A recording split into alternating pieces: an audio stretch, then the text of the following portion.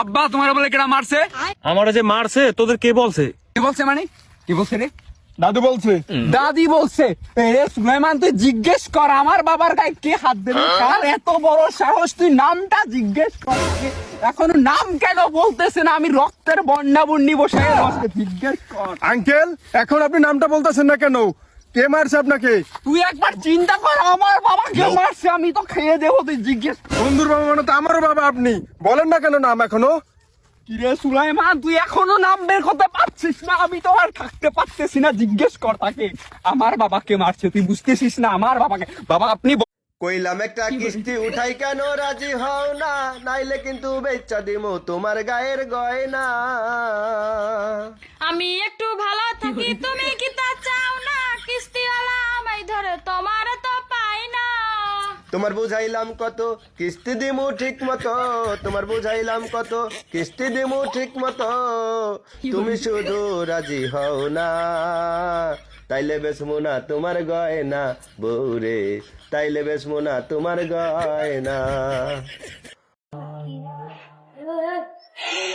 এত কষ্ট পাইতাম না রে, এত কষ্ট পাইতাম না, তোমার ভালো বাসা পাইলে এত নষ্ট হইতাম না। আমি তোমার ভালো বাসা পাইলে এত নষ্ট হইতাম না।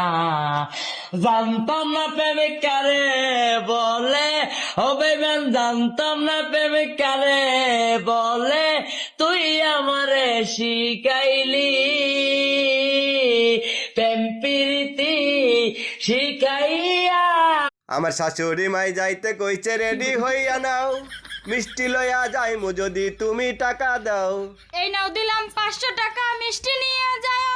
টাকা বাঁচলে তুমি একটা স্টার সিগারেট খাও। সিগারেট খাইতে না কইরাছো আবার কেন কও?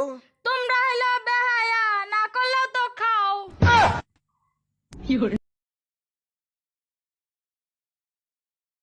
হ্যালো, একটা সমস্যা হয়ে গেছে। ওই রাতে আমার বউ হচ্ছে বিছানায় মতে মুইতে, আমার বউ হচ্ছে আমার দোষ দেয়, বুঝলি তো? হ্যাঁ হ্যাঁ, না আমি মতে নেই, আল্লাহর কি আমি মতে নেই, আমার বউ মতে। হ্যাঁ সত্যি কথা। ও আচ্ছা ঠিক আছে ঠিক আছে, ওকে আচ্ছা আচ্ছা। না না হবে না তো, ওই আমি হচ্ছে ওই অনেক কবিরাজ দেখেছি, ডাক্তারের কাছে নিয়ে গেছি, তারপরে আমার বউ বিছানের মধ্যে আমার দোষ দেয়, বল তুমি মুতে, আমি মুতে নাকি বিছানে? আমি বড় হয়ে গেছি। আচ্ছা ঠিক আছে ওকে।